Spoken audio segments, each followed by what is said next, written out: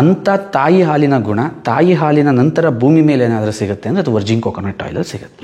ಓ ಈ ಕಡೆ ನಿಮ್ಮ ಕ್ಯಾಬಿನ್ ಬನ್ನಿ ಗುರು, ನಮ್ಮ ಗುರು ಸರ್ ಸಾಮ್ರಾಜ್ಯ ಕ್ಯಾಬಿನ್ ನೋಡಿ. ಇದು ಸೆಂಟ್ರಲ್ ಗೌರ್ಮೆಂಟ್ ಅವರು CPCRI ಕಾಸರಗೋಡು ಅಂತೇಳಿ ದೇಶದ 100 ಜನ ಶ್ರೇಷ್ಠ ತೆಂಗು ಬೆಳೆಗಾರರಲ್ಲಿ ನಾನು ಒಬ್ಬ ಅಂತ ಗುರುತಿಸಿ ನನ್ನ ಬಗ್ಗೆ ಒಂದು ಆರ್ಟಿಕಲ್ನ ಬರೆದಿದ್ರು. ಆ ಟೈಮಲ್ಲಿ ರಾಧಾ ಮೋಹನ್ ಸಿಂಗ್ ಅವರು ಅಗ್ರಿಕಲ್ಚರ್ ಮಿನಿಸ್ಟರ್ ಆದಾಗ ಪಬ್ಲಿಷ್ ಆದಂಥ ಒಂದು ಆರ್ಟಿಕಲ್ ಇದು. ಆ ಟೈಮಲ್ಲಿ ಸರ್ ಇದು ನೀವಾ? ಎಸ್, ಆ ಟೈಮಲ್ಲಿ. ಯಾವ ಟೈಮಲ್ಲಿ ಸರ್ ಅದು? Before Virgin coconut oil use ಮಾಡೋಕ್ಕಿಂತ ಮುಂಚೆ. ಇದು ವಿಜಯ್ ಸಂಕೇಶ್ವರ್ ಅವರು ನಮ್ಮ ಫ್ಯಾಕ್ಟ್ರಿಗೆ ವಿಸಿಟ್ ಮಾಡಿದಾಗ ಅವ್ರ ಪೇಪರಲ್ಲಿ ಹಾಕ್ಸಿದ್ದು. ಓ ಶಿಲ್ಪಾ ಶೆಟ್ಟಿ ಎಲ್ಲ ಕೊಟ್ಬಿಟ್ಟಿದಾರಲ್ಲ ಸರ್ ತೆಂಗಿನೆಣ್ಣೆ ಬಗ್ಗೆ. Yes, just one product. ಆ ಒಂದು ಪ್ರಾಡಕ್ಟ್ಗೆ ತುಂಬ ದೊಡ್ಡ ಶ್ರೀಮಂತರುಗಳು, ತುಂಬ ಸೆಲೆಬ್ರಿಟಿ ಶೇಡ್ ಇದ್ದವರೆಲ್ಲ ಬಂದ್ರಲ್ಲ, ಅವರವರೇ ಪ್ರಮೋಷನಿಗೆ ನಿಂತ್ಕೊಬಿಟ್ರು. ಓಕೆ, ಕಾಲಿಳಿರ್ನಿಲ್ವಾ ಆ ಸಂದರ್ಭದಲ್ಲಿ ಫಾರಿನ್ ಬಿಟ್ಟು ಬಂದ ಇಲ್ಲಿ ಹೆಂಗಪ್ಪ ಸಕ್ಸಸ್ ಕಾಣ್ತಾರೆ? ಕೇಳಿಸ್ಕೋಬೇಡಿ, ಯಾಕೆ ಪ್ರತಿ ಕ್ಷಣ ಇರ್ತಾರೆ. ಕಾಲಿಳಿಯೋರು ಆಚೆಗೆ ಹೋದ್ರೆ 1000 ಜನ ಇರ್ತಾರೆ ಮೇಡಮ್. ನೋಡಬಾರ್ದು, ಗಮನಿಸಬಾರ್ದು. 80 TFM ಸೋಪ್ ಇದೆ, premium category soap. And toothpaste ಇದೆ. ಸೊ ನೀವು ಮಾರ್ನಿಂಗ್ ಎದ್ದು ಹಲ್ ಬ್ರಷ್ ಮಾಡ್ತಾನೆ ಆಯಿಲ್ ಪುಲ್ಲಿಂಗ್ ಎಫೆಕ್ಟ್ ಬರಬೇಕಂತ ಆ ಟೂತ್ ಪೇಸ್ಟ್ನ ಮಾಡಿದ್ದೀವಿ. And paraben, sulphate and silicone free ಇರ್ತಕ್ಕಂತಹ virgin coconut oil shampoo and conditioner, and sunscreen, brightening cream, body lotion. ಪ್ರಪಂಚದಲ್ಲಿ highest virgin coconut oil import ಮಾಡೋರು ಅಮೆರಿಕದವರು. ಸೆಕೆಂಡ್ ಪ್ಲೇಸಲ್ಲಿ ಯುರೋಪಿಯನ್ಸ್ ಬರ್ತಾರೆ.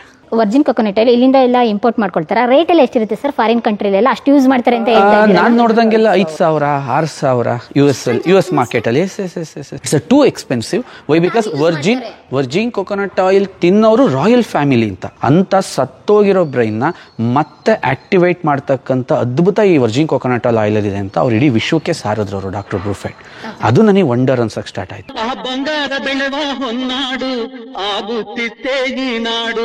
ಕನ್ನಡ ಸಿರಿನಾಡು, ನಮ್ಮ ಕನ್ನಡ ಸಿರಿನಾಡು.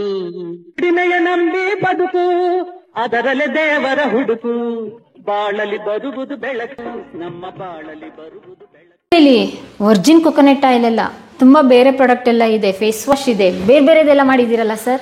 ಎಸ್ ಮೇಡಮ್, ದೇವರು ಮನುಷ್ಯನಿಗೆ ರೋಗ ನಿರೋಧಕ ಶಕ್ತಿನ ಕೊಡೋಕ್ಕೆ ಮಾಡಿರೋ ಒಂದು ಫಸ್ಟ್ ಅಮೃತ ತಾಯಿ ಹಾಲು ಅಂತ ಕರಿತೀವಿ.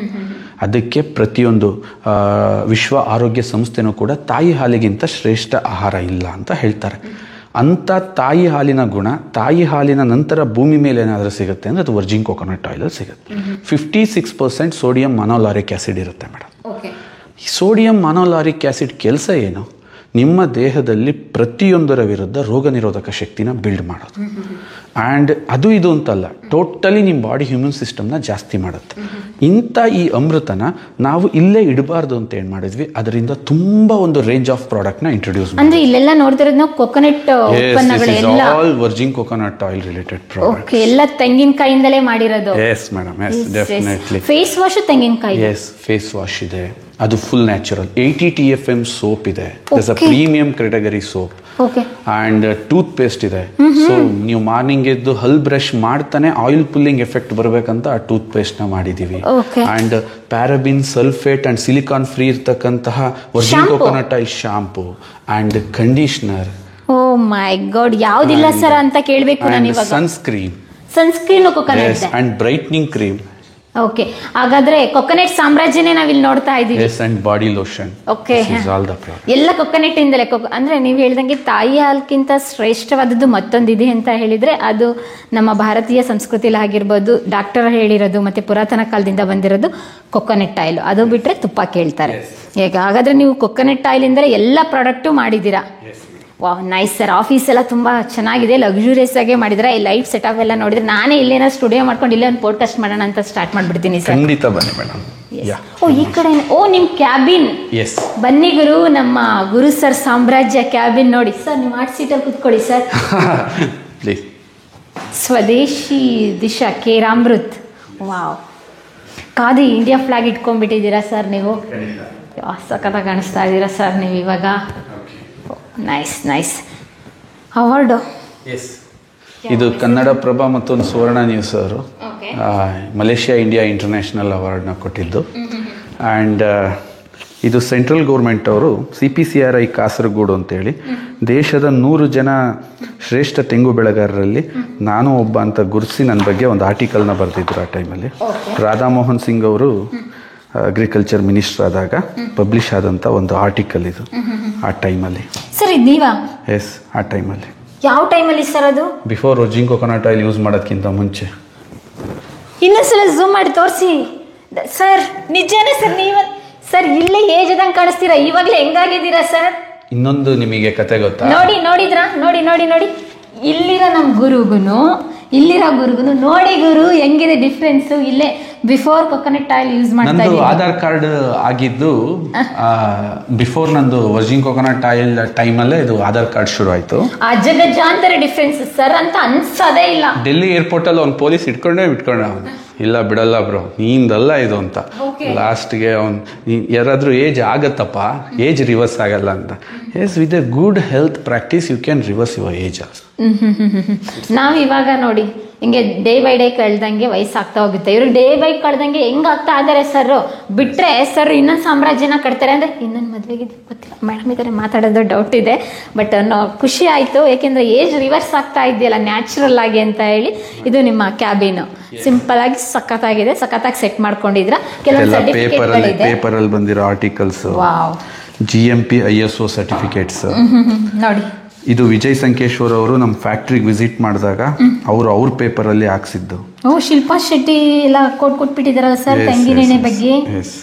ವೆರಿ ಸ್ಟಾರ್ಟಿಂಗ್ ನಿಮ್ದು ಏನು ಫ್ಯಾಕ್ಟರಿ ಇದೆಯಲ್ಲ ಫೋಟೋಸ್ ಎಲ್ಲ ಹಾಕಿ ಆ ಟೈಮಲ್ಲಿ ವಿ ಸ್ಟಾರ್ಟೆಡ್. ಸರ್ ನೀವಿದು ಚಬ್ಬಿ ಗುರುಲಿಂಗಯ್ಯ ನೋಡಿ ಎಷ್ಟು ದಪ್ಪ ಇದ್ದಾರೆ. Oh my god, unbelievable sir, seriously unbelievable. ನೀವೇನ ಅಂತ ಅನ್ಸುತ್ತೆ ಅದ್ರಲ್ಲಿ ಏರ್ಪೋರ್ಟ್ ಅಲ್ಲಿ ಇಟ್ಕೊಂಡ್ರೆ ಏನ್ ಡೌಟ್ ಸರ್? ನನಗೆ ನೀವೇನ ಅನ್ನಿಸ್ತಾ ಇದೆ. ಅಲ್ಲಿಂದ ಬಂದ್ಮೇಲೆ ಎಲ್ಲ ಚೇಂಜ್ ಮಾಡ್ಬೇಕಾಗಿ ಬಂತು.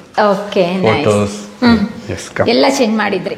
ಎಸ್ ಯಾ ಸರ್, ನೀವು ಶುರು ಮಾಡಿದಾಗ ನಿಮ್ಗೆ ಕನಸಿತ್ತು, ಇನ್ವೆಸ್ಟ್ ಮಾಡಿದ್ರಿ, ಎಲ್ಲ ಕೆಲಸ ಎಲ್ಲ ಬಿಟ್ಟು ಹುಟ್ಟೂರಿಗೆ ಬಂದ್ರಿ.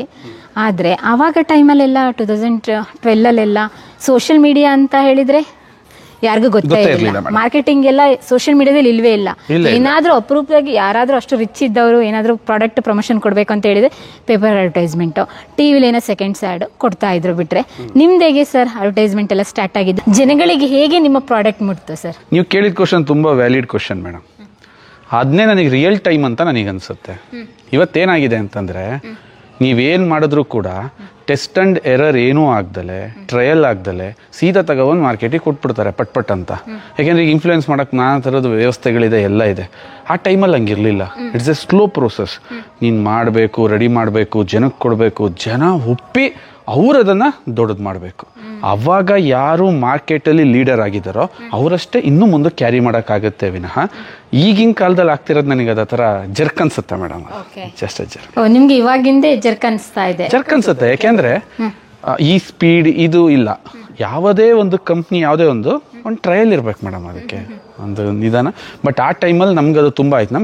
ನಮ್ಗೆ ಹೆಮ್ಮೆ ಏನು ಅಂತಂದರೆ ನಮ್ಮ ಕಂಪನಿಗೆ ಬಂದಂಥ ಕಸ್ಟಮರ್ಸು ಎಷ್ಟರ ಮಟ್ಟಿಗೆ ನಮ್ಮ ಮೇಲೆ ನಂಬಿಕೆ ಇಡಕ್ಕೆ ಸ್ಟಾರ್ಟ್ ಮಾಡಿದ್ರು ಅಂತಂದರೆ, ಅವಾಗ ಇದ್ದಿದ್ದು ನಿಮ್ಮದು ವರ್ಜಿನ್ ಕೊಕೊನಟ್ ಆಯಿಲ್ ಒಂದೇ, ಜಸ್ಟ್ ಒಂದು ಪ್ರಾಡಕ್ಟ್.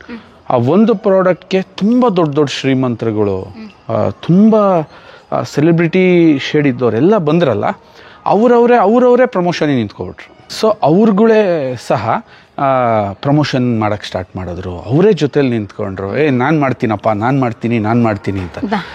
ಪ್ಲಸ್ ಪಾಯಿಂಟ್ ಆಯಿತು. ತುಂಬ ಕಾನ್ಫಿಡೆನ್ಸ್ ಸಿಕ್ತು ನಮಗೆ. ಈ ಥರ ನಮ್ಗೆ ಸಪೋರ್ಟ್ ಸಿಗ್ತಾ ಇದೆ ಅಂತ ನಾನು ಮಾಡ್ತಾ ಎಕ್ಸ್ಪೀರಿಯನ್ಸ್ ನಮ್ಮನ್ನು ಅಲ್ಲಿಂದ ಇಲ್ಲಿವರೆಗೂ ಕರ್ಕೊಂತಾರೆ. ಓಕೆ, ಕಾಲಿಳಿರ್ನಿಲ್ವಾ ಆ ಸಂದರ್ಭದಲ್ಲಿ? ಫಾರಿನ್ ಬಿಟ್ಟು ಬಂದ ಇಲ್ಲಿ ಹೆಂಗಪ್ಪ ಸಕ್ಸಸ್ ಕಾಣ್ತಾರೆ? ಕೇಳಿಸ್ಕೋಬೇಡಿ, ಯಾಕೆ ಪ್ರತಿ ಕ್ಷಣ ಇರ್ತಾರೆ. ಈ ಕೊರೋನಾ ಹೋಗಿದೆಯೋ ಕೊರೋನಾ ಇಲ್ವೋ ಅಂತ ನನ್ನೇನಾದ್ರೂ ಕೇಳಿದ್ರೆ ಕೊರೋನಾ ಇದೆ, ಅದನ್ನ ಅರಗಿಸ್ಕೊಳ್ಳೋ ಶಕ್ತಿ ನಾವು ಪಡ್ಕೊಂಡಿದೀವಿ ಅಷ್ಟೇ. ಅದೇ ಥರ ಕಾಲಿಡಿಯೋರು ಆಚೆಗೆ ಹೋದ್ರೆ 1000 ಜನ ಇರ್ತಾರೆ, ನೋಡಬಾರ್ದು, ಗಮನಿಸಬಾರ್ದು. ಆ ಥರ ಎಲ್ಲ ಆಗಿದ್ದುಂಟು. ಇದು ಯಾರು ತಗೋತಾರೆ? ಸಖತ್ತು. ಓಕೆ, ತಗೊಳೋರು ತಿನ್ಬಿಟ್ಟು ಎಲ್ಲ ಆದಮೇಲೆ ದುಡ್ಡು ಕೇಳಕ್ಕೆ ಹೋಗ್ತಿದ್ದಂಗೆನೆ ಅದೇನೋ ಆಗೇ ಇಲ್ಲ ಅನ್ನೋರು, ಮತ್ತೆ ನಮ್ಮನ್ನು ಕೇಳಕ್ಕೆ ಮುಖ ಇಲ್ದಲೆ ಬೇರೆಯವ್ರ ಹತ್ರದಿಂದ ತಗೊಳೋರು, ಎಲ್ಲ ಥರದ್ದು ಆಗ್ಬಿಟ್ಟಿದೆ. ಎಕ್ಸ್ಪೀರಿಯನ್ಸ್ ಆಗಿದೆ. ಸಖತ್ತು. ಅಂದರೆ ಸ್ಟಾರ್ಟಪ್ ಎಂಟರ್ಪ್ರನರ್ಗೆ ಇಲ್ಲಿ ಕೊಡೋ ಅಂಥ ಪ್ರಾಮುಖ್ಯತೆಯನ್ನು ನೀವು ಫಾರಿನ್ ಕಂಟ್ರೀಸಲ್ಲೆಲ್ಲ ಹೋಗಿದ್ರ, ಅಲ್ಲಿ ಎಲ್ಲ ಹೆಂಗಿದೆ ಸರ್? ಅಲ್ಲಿ ಸಿಸ್ಟಮೇ ಬೇರೆ ಇದೆ. ಫೇಕಿಗೆ ನಿಮಗೆ ಅವಕಾಶನೇ ಇರಲ್ಲ. ಫಾರಿನ್ ಕಂಟ್ರಿಲಿ ಓಕೆ, ಮೋಸಕ್ಕೆ ಅವಕಾಶ ಇರಲ್ಲ. ಇಲ್ಲಿ ನಾವು ಎಕ್ಸ್ಪ್ರೆಸ್ ತುಂಬ ಮಾಡಬೇಕು.